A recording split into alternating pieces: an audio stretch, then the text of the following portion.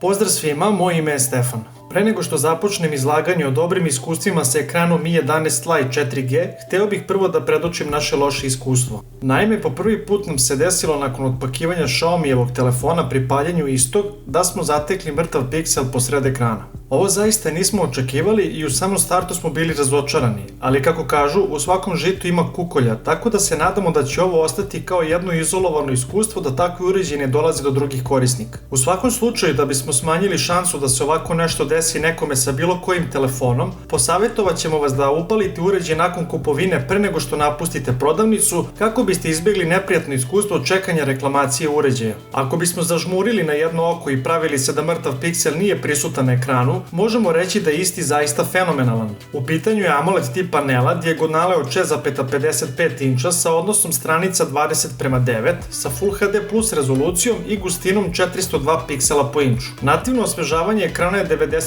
Hz, a osvetljenje je oko 800 nita u piku. Pored toga, posjeduje i mogućnost reprodukcije milijardu boja zahvaljujući 10-bitnom True Color ekranu, koji će osjećaj uživanja dići na viši nivo jer će omogućiti glatke gradacije i zaista prirodan prelaz između nijansi boja. Ono što treba da znate je da standardni paneli imaju 8 bita, da je njihova sposobnost reprodukcija boja do 16,7 miliona, te vam je jasno koliko milijardu boja na 10-bitnim ekranima menjaju priču. Takođe, Mi 11 Lite posjeduje i Sunlight mod, pored Reading moda, a tu je i naravno HDR10 podrška za ljubitelje kvalitetnog video sadržaja. U ovoj godini sve više uređaja sa 120 Hz osvežavanjem ekrana, pa će vam se možda 90 učiniti kao malo. Veliku razliku možete primetiti između 60 i 90, dok od 90 i 120 Hz zaista nije lako primetiti razliku, iako ona postoji. U toku upotrebe osvežavanje ekrana će raditi između 60 i 90 Hz, u zavisnosti od toga da li uređaj aktivno koristite za neki surfing ili samo gledate video sadržaj. Naročito je korisno to automatsko prebacivanje osvežavanja tokom gledanja video sadržaja na 60 Hz zbog uštede koja će omogućiti duže trajanje baterije. Ono što smo primetili je da je ekran svetliji na suncu u odnosu na Redmi Note 10 Pro. Cifre u nitima to i tekako potvrđuju. U automatskom režimu podešavanja osvetljenja, Mi 11 Lite je premašio 820 nita, dok je recimo Redmi Note 10 Pro dogurao malo preko 720. Iako nije značajna razlika na sunčanom danu, ipak se primeti. Always on opcija je dostupna, ali za razliku od Samsungovih telefona sa istim tipom ekrana, ona je aktivna svega 10 sekundi, a aktivirat će se opet na to vreme kada vas stigne obaveštenje od neke aplikacije. Tako je za sada na svim Xiaomi uređajima koje smo testirali, a da li će se to poboljšati, vreme će reći. Chipset je već uveliko ustaljeni Snapdragon 732G koji smo zatekli u Poco X3 NFC i Redmi Note 10 Pro, a ukoliko vas interesuju i ti telefoni, uveliko imamo i te recenzije na našem kanalu. Sintetički testovi Antutu 8 i 9 kao i Geekbench pokazuju iste rezultate kao prethodno pomenuti modeli, što je sasvim iz očekivati jer tu nema razlike ni na papiru. Nismo primetili nikakav uticaj osvežavanja ekrana od 90 Hz u igrama, jer Snapdragon 732G većinu zahtevnih igara ne može da pogura ni do 60 frame-ova po sekundi, a takođe neke igre jednostavno nisu ni optimizovane da rade preko pomenute vrednosti. Kao što smo rekli u prethodnim recenzijama, procesor i grafički čip su dovoljno jaki da isprate malo manje zahtevne igre, dok se kod veoma zahtevnih može pojaviti povremeno zastekivanje. Standardna upotreba je već neka druga priča. Surfing kroz aplikacije kao i po internet pretraživaču radi zaista dobro i sigurni smo da prosječan korisnik u tom segmentu neće imati nikakvih zamerki. Ono što bi jedino moglo biti bolje je RAM management, ali je to softverski nedostatak MIUI 12 koji očekujemo da će biti rešen u nekom od narednih update-ova. Za one kojima je potreban brži uređaj, a dopada im se dizajn i sve ostalo što dolazi u paketu sa Mi 11 Lite 4G, preporučujemo da se opredele za 5G verziju koja dolazi sa Snapdragon 780G, čije su performanse bez premca u srednjoj klasi i gotovo dvostruko veći, a čip mu je dovoljno sposoban da iskoristi maksimalno osvežavanje ekrana od 90 Hz u igrama. Za ljubitelje gaminga koji ne žele da izdvoje previše novca, Poco X3 Pro verzija sa Snapdragon 860 i 8 GB RAM-a uz 256 GB interne memorije će biti pun pogodak. Što se tiče memorijske konfiguracije, Mi 11 Lite 4G u Srbiji je preko zvaničnih prodajnih kanala trenutno dostupan u dve varijante, a to su 664 i 628 GB. GB, dok globalno postoji jača varijanta sa 8 GB RAM-a i 128 GB interne memorije.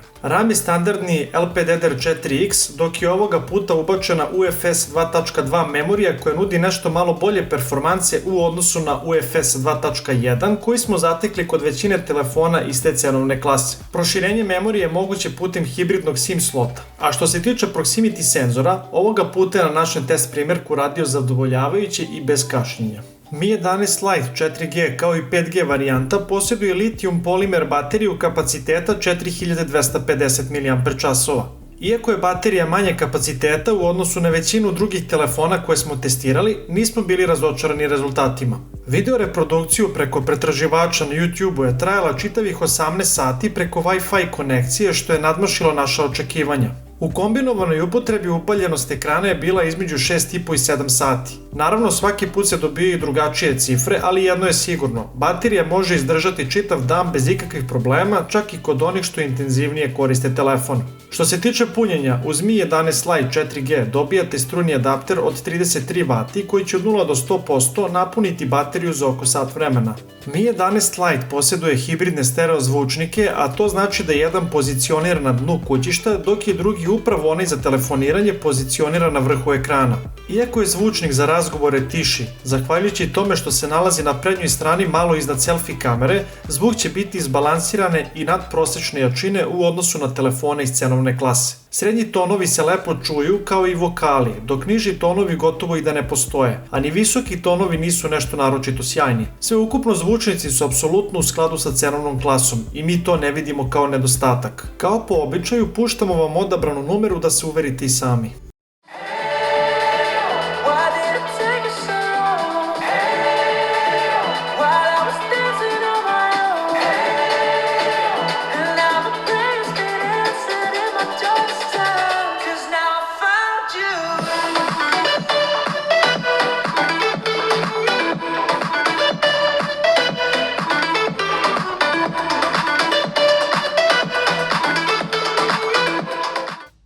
Mi 11 Lite startuje sa Android 11 i MIUI 12 korisničkim interfejsom. Ubrzo nakon startovanja usledio i update koji je popravio stabilnost sistema, odnosno uklonjeni su najpoznatiji bugovi, a također je malo poboljšan korisnički interfejs i poboljšana aplikacija kamere. Update-om je implementirana prečica u podešavanjima za download Widevine L1 kako biste mogli da gledate Full HD streamovani sadržaj preko Netflixa i sličnih servisa. Na našem testu Mi 11 Lite se ponašao stabilno i nakon update-a nismo primetili neke bugove. Ono što smo primetili je, kao što smo već rekli, da bi RAM management mogao biti bolje odrađen, ali će se to promeniti u bližoj budućnosti. Što se notifikacija tiče, kod nas i na tom polju radio kako treba. Ono što se nama ne dopada je što i dalje postoje reklame u pojedinim aplikacijama kao što su File Manager i aplikacija za odabir tema.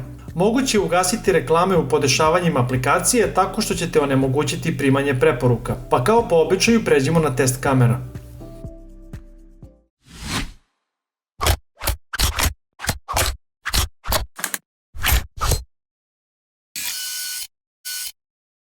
Glavna kamera od 64 megapiksela u punoj rezoluciji, kao i većini situacije, ne daje ništa specijalno u poređenju sa default modom. Nekada treba malo više vremena da se sačuva fotografija i više zauzima prostora na vašem telefonu. Kada uporedite sa default modom od 16 megapiksela, shvatite da nema neke prevelike razlike da biste fotografisali u punoj rezoluciji, ali tu opciju naravno imate. Nekada fotografije ispadnu za nijansu oštrije nego što je to slučaj u default modu, a i boje su malo mekše. Uz pomoć spajanja 4:1 susednih piksela dobijete rezoluciju od 16 megapiksela. A pošto je Samsungova glavna kamera, onda nije quad bar kao kod Sonya, već tetracell što je Samsungov naziv za isto. Fotografije izgledaju zaista lepo. Kako sam balans boja, tako i kontrast je na zavidnom nivou. Ukoliko uključite AI mod koji možete primetiti sa strane, dobit ćete malo pojačane boje i tako će vam fotografije za društvene mreže biti već spremne za postavljanje. Mi 11 Lite 4G ne posjeduje telefoto kameru, tako da je uveličavanje od 2 puta digitalno. Svakako, više preporučujemo ovaj default mod nego fotografisanje u 64 megapiksela.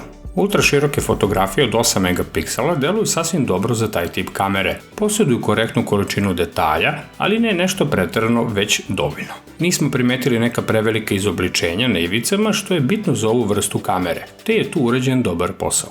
Sam kolorit fotografija je na zavidnom nivou, ali umeju da budu boje malo mekše nego na što smo navikli, mada je dosta to i stvar ukusa. Telemakro kamera od 5 megapiksela je zaista dobra i kotira se u samom vrhu. Kako smo obradili detaljnije u našoj recenziji za Redmi Note 10 Pro, taj video vam preporučujemo da pogledate. Selfie kamera od 16 megapiksela daje poprilično detaljne fotografije. Rezultati su dobri i zaista dosta ljudi će biti prezadovoljni sa rezultatima. Selfie portret je također odličan, samo što nekada zamućenje oko ivica objekta u fokusu zna da bude kritično, tako da na to treba obratiti pažnju. Fotografije u uslovima smanjene osvetljenosti daju poprilično dobre fotografije za svoju klasu. I to sve uz pomoć Enhance Image Quality opcije koja poboljšava kako noćne, tako i dnevne fotografije, ali je to poboljšanje svakako vidljivije u noćnim uslovima. Ova opcija je po defaultu aktivna i sve se sa njom fotografiše, tako da su rezultati dosta bolji od konkurenata u klasi. Uzorci posjeduju i određenu količinu šumova, ali ništa strašno. Kako ovaj telefon ne posjeduje optičku stabilizaciju, potrebna je mirna ruka kod noćnog fotografisanja. Night modu treba po običaju par sekundi da se finalizuje i on radi odličan posao gdje obnavlja kolorit same fotografije.